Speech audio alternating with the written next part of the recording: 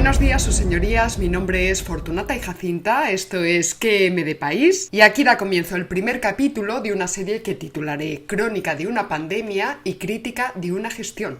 Y este primer programa irá referido a la primera fase de la pandemia. Expondré los eventos y los datos desvelados más relevantes, atención a esto, desde los orígenes de la misma hasta la declaración del estado de pandemia por parte de la OMS el pasado 11 de marzo. Antes de empezar, por tanto, hay que hacer dos precisiones importantes. En primer lugar, he dicho datos y eventos desvelados, es decir, datos y eventos conocidos a fecha de hoy, 19 de abril de 2020, día en que inicio la grabación de este programa.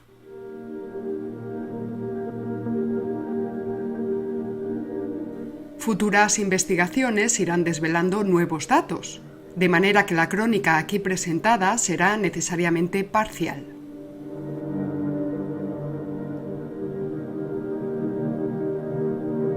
Por otro lado, de la extensa y complejísima línea de tiempo de esta pandemia, extraeré los datos y eventos más relevantes, los más relevantes de cara a ejercer una crítica sobre la gestión llevada a cabo por las instituciones internacionales, tipo la Organización Mundial de la Salud, la Unión Europea, el Fondo Monetario Internacional, también los distintos gobiernos, China, Italia, Estados Unidos y en particular el gobierno de España.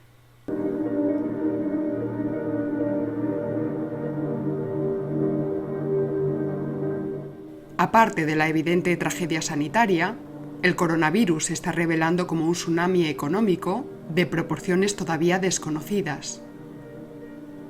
Todas las predicciones, incluida la del Fondo Monetario Internacional, son meras estimaciones en un momento de altísima incertidumbre.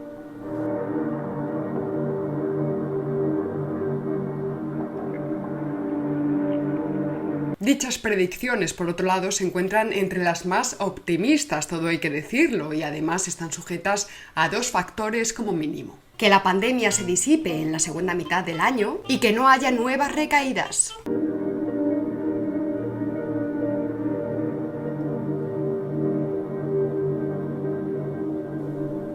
Hay que remontarse atrás, muy atrás, para dar con un desplome anual del Producto Interior Bruto español equiparable al que pronosticaba este martes el Fondo Monetario Internacional.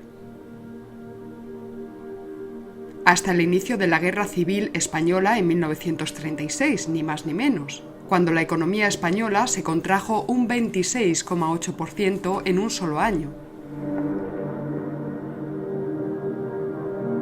A la crisis sanitaria, a la económica y a la fiscal hay que añadir la crisis política, que en el caso español requerirá de observaciones minuciosas y de análisis extremadamente prudentes. La crisis fiscal, por supuesto, es porque se está hundiendo la recaudación justo cuando aumenta el gasto.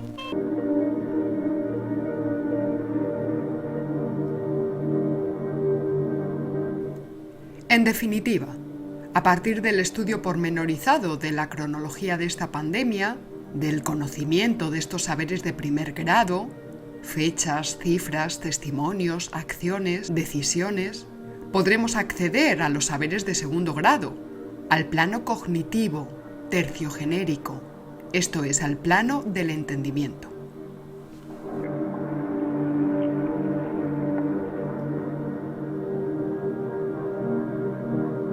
A partir de este primer esbozo de mapa mundi de la situación, yo les invito hoy a plantearse la siguiente pregunta. ¿Disponía el Gobierno de España de la suficiente información como para haber anticipado las medidas de contención y de mitigación de la pandemia?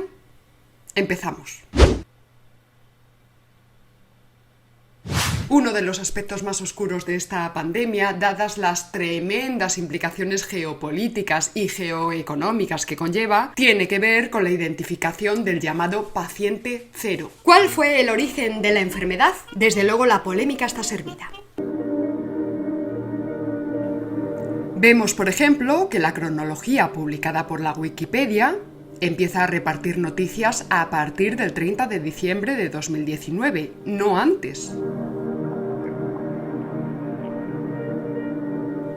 Sin embargo, según el diario South China Morning, el principal periódico en inglés de Hong Kong, Los registros gubernamentales de China apuntan a una persona de 55 años infectada el 17 de noviembre. Esto habría ocurrido en Wuhan, la capital de la provincia de Hubei, en pleno centro de China. La semana pasada se daba a conocer, por otro lado, que una investigación de la Fox News, el controvertido canal de noticias estadounidense, confirmaba que el paciente cero del coronavirus era un trabajador del famoso laboratorio de virología de Wuhan.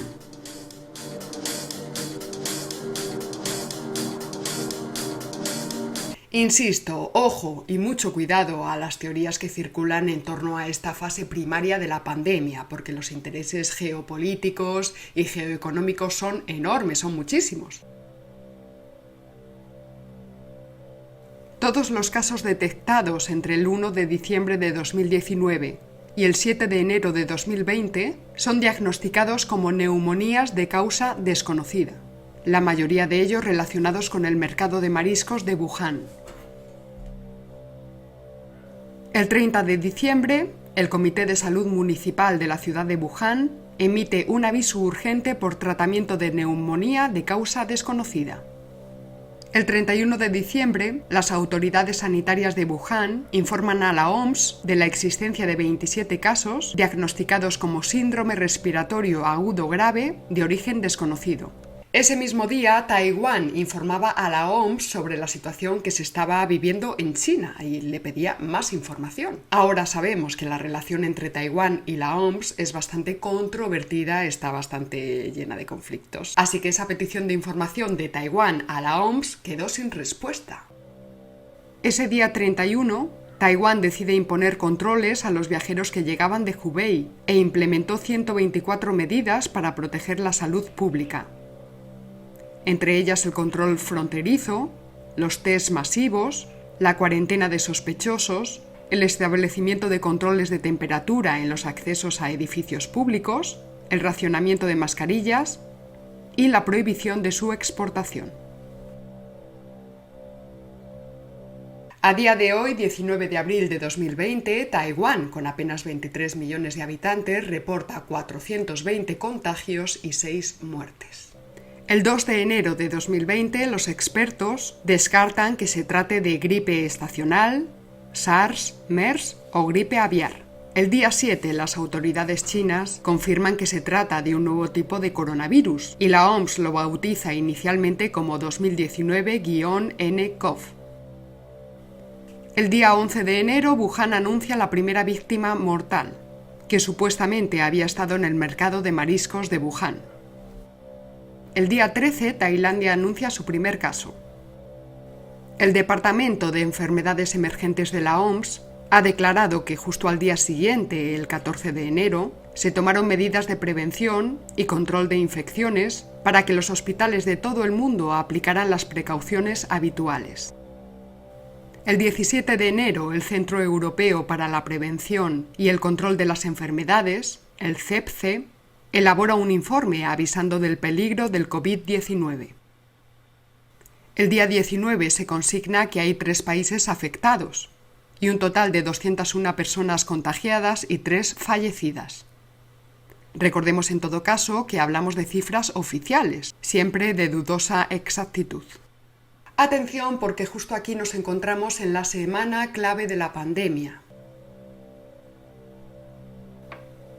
Entre el 15 y el 22 de enero, millones de chinos se desplazan por todo el territorio del país para visitar a sus amigos y familiares con motivo del Año Nuevo Lunar. Se estima que solo desde Wuhan se desplazaron aproximadamente 15 millones de personas. El 22 de enero, el número de muertos en China asciende a 17 y el de contagios a 547. El día 24 se asciende al nivel de alarma 1. China pone en cuarentena a Wuhan y a otras localidades de Hubei, exige el uso de mascarillas y anuncia el cierre de aeropuertos y estaciones de ferrocarril en la provincia.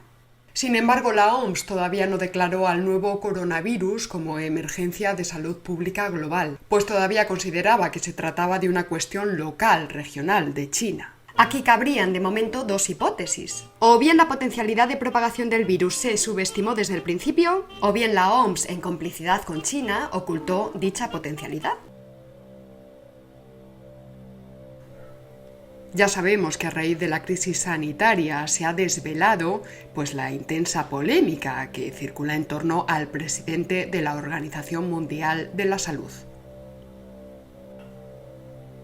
No vamos a entrar aquí en esos detalles, pero sí recordaré que la OMS no dudó en apoyar y en resaltar la transparencia del gobierno chino, a pesar de las denuncias que estaba recibiendo por parte de distintos sectores de la sociedad china.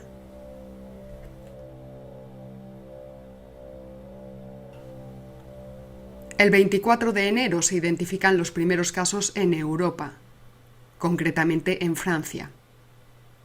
En España, ese mismo día, el responsable del Servicio de Prevención de Riesgos Laborales de la Policía, José Antonio Nieto González, elaboró un borrador de medidas de prevención que se difundió y se publicó en la web de la policía. El Ministerio de Sanidad afeó la actuación de los agentes y, entre otras cosas, dijo: «Estáis creando alarma social». Días después, José Antonio Nieto era cesado. El día 26, un tercer informe del CEPCE, Centro Europeo para la Prevención y el Control de las Enfermedades, advierte sobre la importancia de detectar rápidamente los casos importados desde Asia, pues se estima que el riesgo de transmisión secundaria en el ámbito comunitario es muy alto. El 27 de enero, China reporta 100 fallecidos. Ese mismo día sale publicada una noticia sobre Wuhan en la web de Fitur, la Feria Internacional de Turismo en Madrid, y que decía así: en España, el Ministerio de Sanidad se ha comunicado con todos los aeropuertos españoles para que estén preparados en caso de que sea necesario activar el procedimiento de actuación establecido para los puntos de entrada.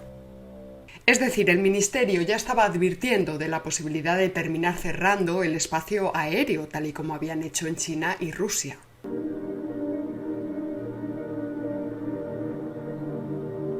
Un informe del Consejo Superior de Investigaciones Científicas, el CSIC, confirma que los expertos ya alertaron en enero al Gobierno de España de la letalidad del COVID-19 y de la necesidad de tomar medidas desde el primer momento. Es decir, por aquellas fechas y mientras el gobierno trataba de minimizar la magnitud de la pandemia de cara al público, el CSIC ya estaba involucrado en proyectos de investigación sobre el coronavirus. El CSIC, es decir, algo les diría a nuestros ministros, digo yo.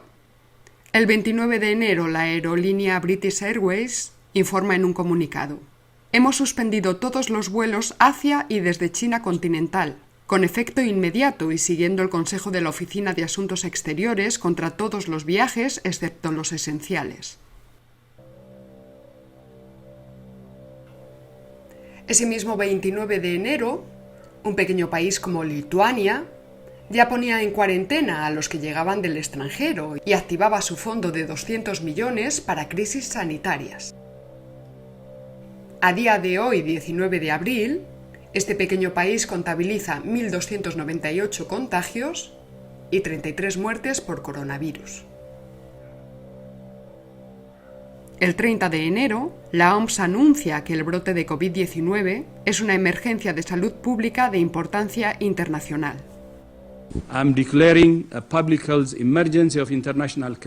Estoy declarando una emergencia de salud pública de preocupación internacional sobre el brote global del nuevo coronavirus. La razón principal de esta declaración no es por lo que está sucediendo en China, sino por lo que está sucediendo en otros países. Ese mismo día, el ministro de Sanidad, Salvador Illa, informaba de que la veintena de españoles llegados desde Wuhan pasarían la cuarentena en el Hospital Central de la Defensa Gómez Ulla.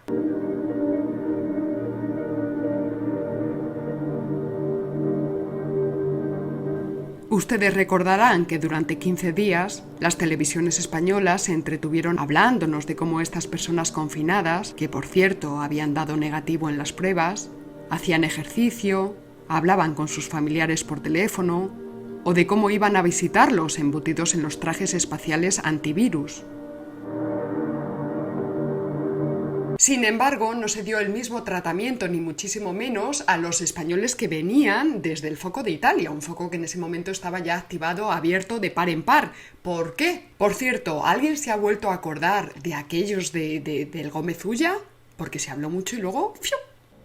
El 31 de enero, Fernando Simón, director del Centro de Coordinación de Alertas y Emergencias Sanitarias, declara en rueda de prensa que en España habrá algún caso como mucho. Parece que la epidemia tiene posibilidades de empezar a remitir. Nosotros creemos que España no va a tener, como mucho, más allá de algún caso diagnosticado. Esperemos que no haya transmisión local. Si la hay, será transmisión muy limitada y muy controlada. Justo ese día se confirma el primer caso de coronavirus en España. Se trata de un turista alemán que es ingresado y aislado en un hospital de Canarias. Ese mismo día se reportan los 2 primeros casos en Italia, 2 turistas chinos en Roma.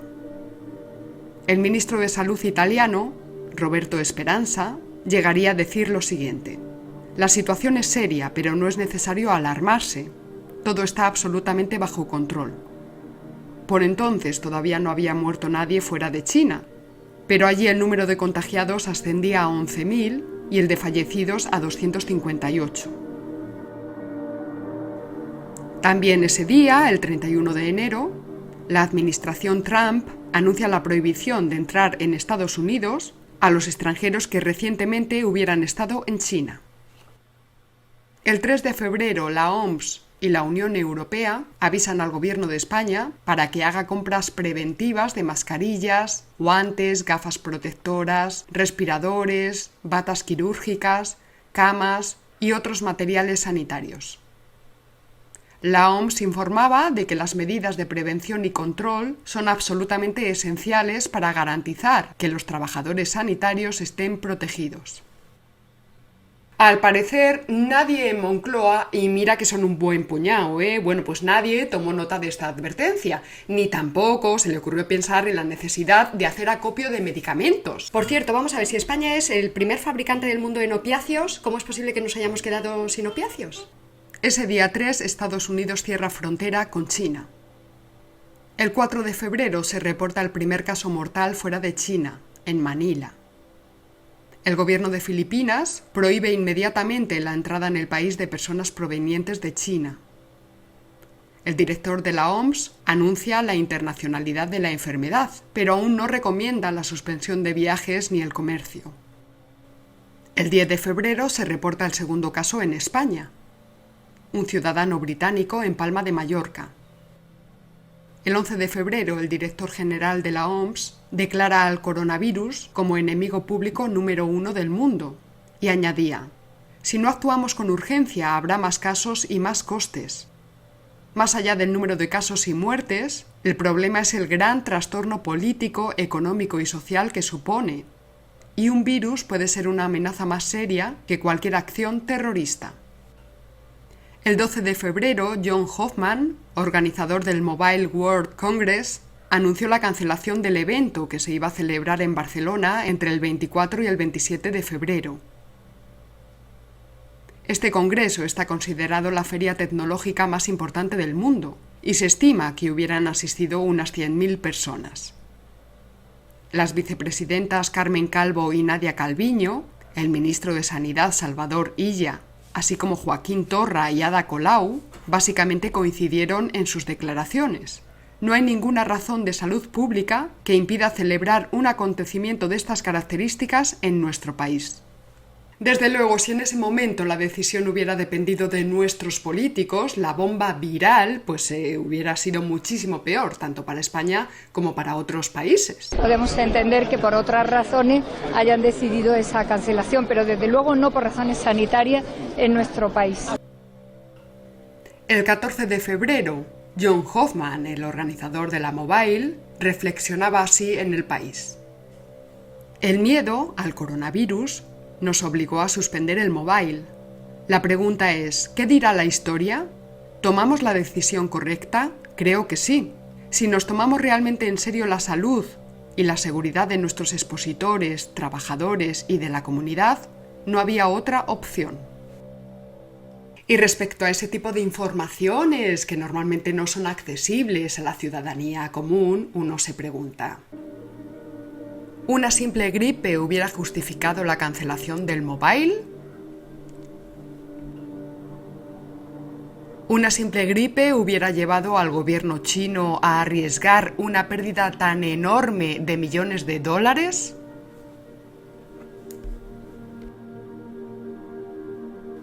El 13 de febrero, los 27 socios de la Unión Europea propusieron vigilar el riesgo de desabastecimiento de medicamento y equipos importados desde China, así como la aplicación coherente y adecuada de normas para las contramedidas no farmacéuticas, como el aislamiento, la cuarentena y la limitación de los contactos sociales.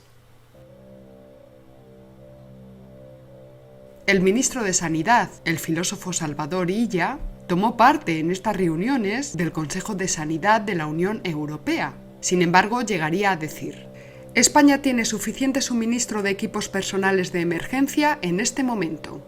Claro, en ese momento, a mediados de febrero y sin una pandemia funcionando a pleno pulmón, pues claro que teníamos suministros. Pero es que en este momento, mediados de abril, con la pandemia en plena vorágine, pues se han muerto casi 30 sanitarios y casi 30.000 están contagiados, el número más alto de sanitarios afectados en todo el mundo. Días más tarde, por cierto, se sabría que ese día 13 moría la primera víctima del coronavirus en España. El 15 de febrero se registra la primera muerte por coronavirus fuera de Asia. Sería en Francia, un turista chino de 80 años originario de Hubei. El 18 de febrero, el Valencia Club de Fútbol jugó un partido en Italia contra el Atalanta, un equipo de la ciudad de Bérgamo a 40 kilómetros al noreste de Milán. En el informe sobre el partido podía leerse: más o menos la tercera parte de la población de Bérgamo estaba en San Siro esa tarde. El 35% de la plantilla del equipo Che quedó contagiada.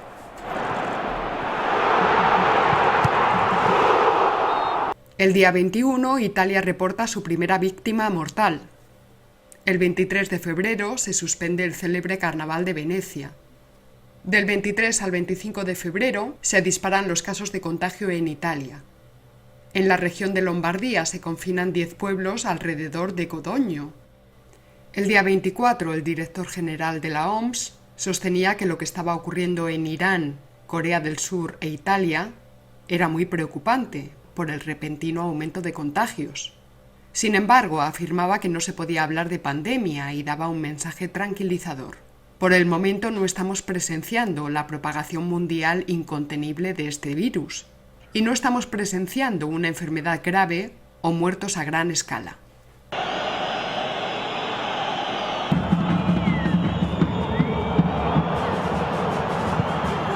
El 19 de febrero, la ciudad de Valencia recibe a los aficionados y al equipo de fútbol que acababa de jugar en Milán, epicentro de la pandemia en Italia.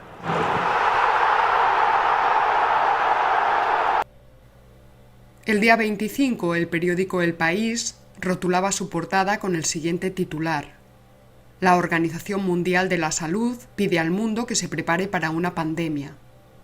Pero el ministro Illa pedía no caer en alarmismos y señalaba que no es necesario ir con mascarillas por la calle. Al día siguiente anuncia que el nivel de riesgo de contagios pasa de bajo a moderado. El Ministerio de Sanidad no obliga, pero sí recomienda no viajar a China, Japón, Corea, Singapur y el norte de Italia. Y queremos insistir en que España está preparada, cuenta con un sistema que monitoriza los casos que se pueden catalogar como casos sospechosos. Es lógico, insisto, que haya preocupación, pero quiero trasladar un mensaje de confianza, en el sentido de que nuestro sistema sanitario está preparado para hacer frente a esto. El 25 de febrero se registran 80.000 casos en todo el mundo, ya son más casos fuera de China que dentro de China. En Italia, unas 50.000 personas son confinadas en el norte del país. Se trata del primer confinamiento en Europa. En Estados Unidos se contabilizan 14 casos y Donald Trump tuitea desde la India: el coronavirus está bajo control en Estados Unidos.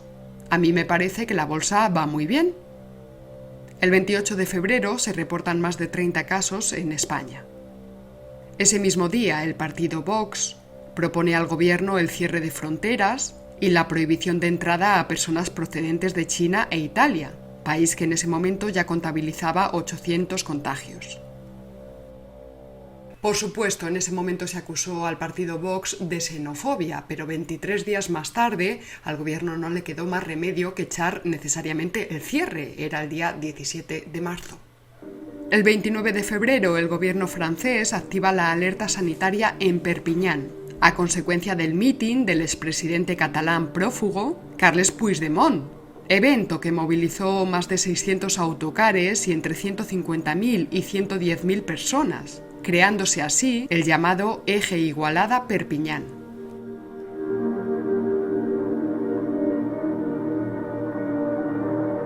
14 días después, la Generalidad de Cataluña confinaba a unas 70.000 personas en Igualada y en otros municipios de alrededor por el intensísimo brote de coronavirus. A día de hoy, Igualada sigue teniendo el peor índice de contagios de todo el mundo. Y 20 días más tarde, Perpiñán se convertía en el epicentro del brote del coronavirus en la región de Occitania, en Francia.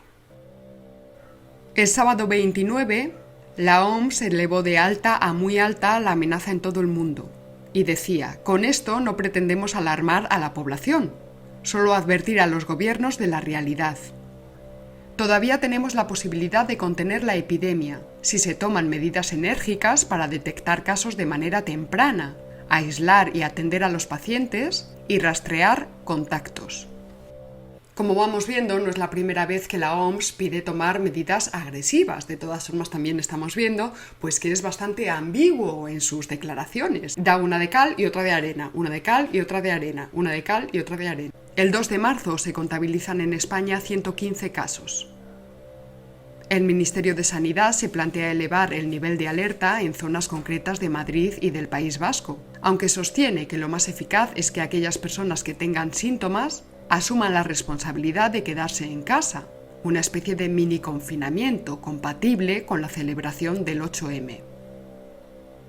Ese mismo día, el Ministerio de Sanidad veta a las comunidades autónomas a comprar material sanitario. En ese momento eran las comunidades autónomas las que tenían las competencias para hacerlo y para proveer a los hospitales. Hay que recordar que el gobierno no ordenó la primera compra masiva de material hasta el 25 de marzo. Y en cualquier caso tendremos que decir intentos de compra de material. Ya iremos viendo en los próximos capítulos las distintas incidencias que han ido aconteciendo en la gestión, en la compra del material sanitario en España. En torno a estas primeras fechas de marzo, una circular interna difundió entre los ministerios pautas de distanciamiento, higiene y teletrabajo, alertando al personal de los riesgos del coronavirus. Esto sucedía una semana antes de avisar al resto de la población. El 3 de marzo, un informe del Centro Europeo para el Control y Prevención de Enfermedades aconseja evitar actos multitudinarios innecesarios. Ese 3 de marzo se daba a conocer asimismo que la primera víctima mortal del coronavirus en España se había producido el día 13 de febrero. Ese mismo día, el ministro Salvador Illa recomienda que los espectáculos deportivos se celebren a puerta cerrada. Y yo me pregunto, ¿por qué no recomendó asimismo que las manifestaciones del 8M, los mítines políticos, las bodas, las comuniones y todo eso se celebraran también a puerta cerrada? El 4 de marzo se produce la segunda víctima mortal en España y el número de contagios sube a más de 200. Como espejo teníamos a Italia. Allí las cifras se disparan ese día a 107 muertos y 3.000 contagiados. Ese mismo día, el 4 de marzo, el Ministerio de Trabajo publica un decálogo que insta a los trabajadores a quedarse en casa ante el riesgo por la infección. Sin embargo, el gobierno reprendió la iniciativa, alegando que las indicaciones sobre la evolución del coronavirus y las medidas a tomar en España estaban organizadas por el Ministerio de Sanidad, en coordinación total entre las distintas administraciones del Estado. Ese mismo día, el Ministerio del Interior remite informes a la policía anunciando que estaba listo el protocolo de actuación para pasar del nivel de contención a un grado superior. Pero el gobierno de Pedro Sánchez decidió que era mejor seguir con el nivel mínimo. Recordemos que estamos a 4 días del 8M.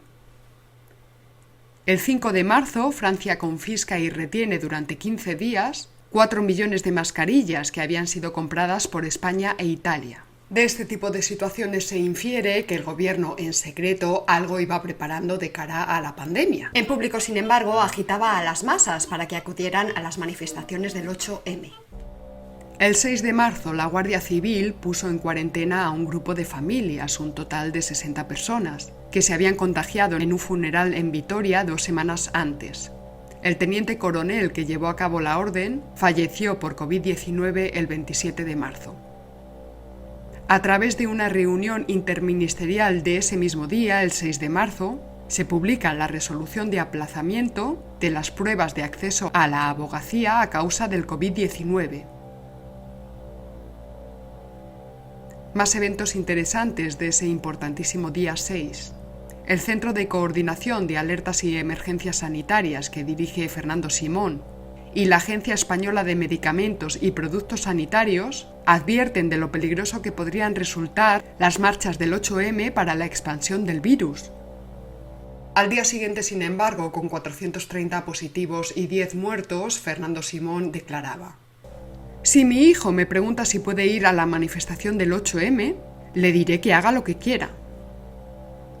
También ese día, la Conferencia Episcopal transmite la orden de que las iglesias deben eliminar el agua bendita de las pilas, evitar la tradición de darse la paz y no besar las imágenes religiosas. Recordemos que ese día 6 moría la primera persona por coronavirus en Gran Bretaña. También se sabía que en Italia los muertos se habían multiplicado por 6 en 6 días y que se ponía en marcha el aislamiento de Lombardía. La mañana del 8 de marzo, el famoso 8M, el gobierno italiano, tras reportar 233 muertes, mantenía confinadas a 16 millones de personas. Para ese día ya se contabilizaban en España 600 contagios y 17 muertes. A pesar de eso, el gobierno hizo todo lo posible por mantener un nivel bajo de alarma de cara a la opinión pública. Desoyó el Consejo de la Unión Europea y alentó a los españoles a acudir a las marchas feministas, asegurando que no habría mayores problemas. No es una afluencia masiva de personas de zonas de riesgo, dijo el día anterior Fernando Simón. ¿Qué le diría usted a una mujer que está dudando en ir o no a la manifestación del 8 de marzo? ¿Qué le diría? Que le va la vida, que le va su vida. Y tenemos, pero por eso, como lo seguimos teniendo, es mucho más peligroso y más nocivo y más desigual que el propio coronavirus, y por lo tanto os llamo para irnos a la manifestación. De manera que el 8 de marzo los españoles hicimos vida normal. Por un lado, el partido Vox mantuvo su multitudinario mitin en Vista Alegre.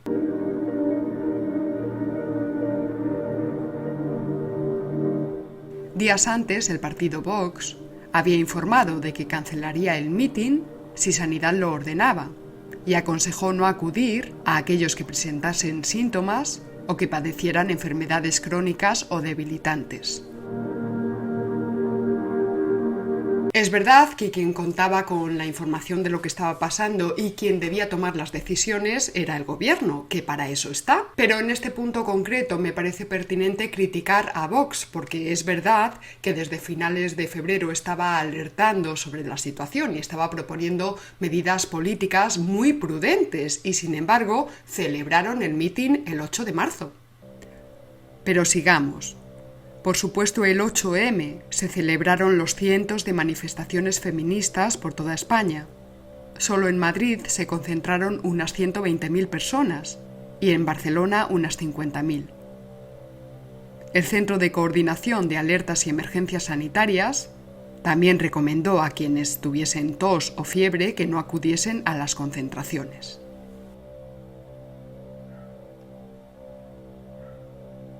Al día siguiente, el 9 de marzo, el gobierno reporta que en apenas 24 horas el número de casos se ha triplicado e insiste en tranquilizar a la población, sosteniendo que lo grave seguía pasando en Italia. Ese mismo día Italia anunciaba el aislamiento total del país, mientras que en Valencia aún se celebraba la Mascletá. Justo al día siguiente, el 10 de marzo, la Generalidad Valenciana decide posponer las fallas de Valencia. ¿Y cuándo decretó la Organización Mundial de la Salud el estado de pandemia? Pues el 11 de marzo, cuando la pandemia ya afectaba a 114 países. Había más de 120.000 afectados y más de 4.500 muertes. En España ya había 2.218 contagiados, 54 muertos y 138 pacientes recuperados. En la City y en Wall Street la bolsa se desploma. Bien es verdad que no solo a causa del virus.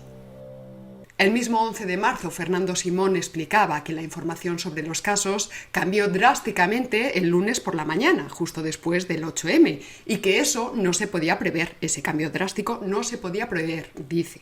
Obviamente, sí, cuando aparece el primer caso en China, nos ponemos todos una bolsa de plástico alrededor, no se va a infectar nadie. Pero creo que se podrá entender que cuando aparece el primer caso en China no hay que ponerse una bolsa alrededor.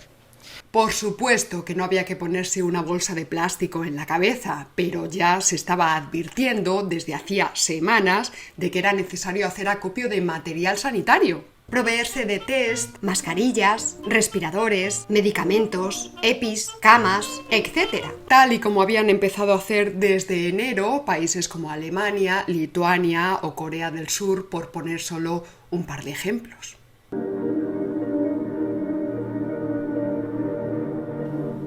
El pasado 15 de abril se publicaba un estudio de la Fundación de Estudios de Economía Aplicada, FEDEA, que planteaba la hipótesis de que si el gobierno hubiera decretado el confinamiento el día 7 de marzo, un día antes de las manifestaciones feministas del 8M, se habrían evitado un 62% de los contagios por coronavirus. Yo no sé si estos cálculos son correctos, pero sí sabemos que países como Portugal o Grecia, que han demostrado un enorme éxito en la gestión de la pandemia, suspendieron eventos y cerraron colegios y tiendas antes de llegar al tercer fallecimiento por COVID-19. Mientras que en España se esperó entre 9 y 14 días para hacerlo. Esto es, el estado de alarma en España se declaró cuando ya contabilizábamos más de 6.000 contagios y 200 muertos. Por tanto, y a ver si se entiende, en este caso concreto yo dejo aparcada la crítica filosófica a las manifestaciones feministas. Lo que se plantea es una crítica política, en sentido político. Es decir, se está valorando si la gestión de la crisis por parte del gobierno de España fue prudente o imprudente en ese punto concreto. Por fin las mujeres somos grandes actores de la política. Somos grandes sujetos sin los cuales no se puede hacer política en este país ni en ningún lugar del mundo. Este es el problema que tienen las derechas. Hoy por hoy, cuestiones como el feminismo son el gran caballo de batalla ideológico de PSOE y Podemos. Para que sus marchas del 8M se llevasen a cabo, hubo que consentir todas las demás aglomeraciones. En bares, restaurantes, mítines políticos, discotecas, cines, teatros, conciertos, eventos deportivos, ferias, transeúntes por las calles, etc. Las banderas del PP, ¿dónde están? No se ven las banderas del PP. Si cualquier ciudadano despierto y más o menos atento pudo acceder a este tipo de informaciones ya desde enero, ¿cabe acaso pensar que nuestros gobiernos estaban en babia? ¿Es que ya no funcionan los servicios de inteligencia? ¿De verdad hemos llegado a tal nivel de degeneración del sistema que cualquier mindundi de la calle tiene más información y más prudencia que nuestros ministros? Y por cierto, ¿acaso no teníamos los españoles y el gobierno de España el ejemplo de Italia como referente inmediato? Estamos preocupados de que en algunos países el nivel de compromiso político y las acciones para demostrar compromiso no están a la altura de la amenaza que enfrentamos. Esto no es un simulacro. Respecto a la información que conocemos hoy, hubiéramos podido conocerla hace 2 meses o hace 3 meses para poder aprovisionarnos de todo el material imprescindible, pues ojalá. Pero una de las características de esta pandemia es justamente la manera improvisada en la que la pandemia se ha presentado en el conjunto de Europa. Creo que esta cronología, aun siendo parcial, muestra indicios suficientes de que el gobierno del PSOE y Podemos estaba suficientemente informado sobre la potencialidad del virus y que retrasar los protocolos de contención hasta después del 8M fue una imprudencia de lesa patria. Desde luego, los partidos que lideran el gobierno de la nación, PSOE, Podemos y sus socios, pues tenían muchos intereses y muchos motivos ideológicos, propagandísticos y también lucrativos en que se celebraran las manifestaciones del 8M. Y está por ver si no existía un tercer motivo, desconocido de momento. Una trama oculta. Ignoramos e ignorabimos. Ya iremos desgranando estos delicadísimos asuntos en capítulos posteriores. En fin, aquí da término este primer capítulo de esta serie que dedicaré a la crónica y crítica de una pandemia. Os envío a todos un fuerte abrazo, agradezco su apoyo a todos los mecenas de este programa, no olvidéis darle a la campanita. Nos vemos en el próximo capítulo y recuerda, si no conoces al enemigo ni a ti mismo, perderás cada batalla. ¡Hasta luego!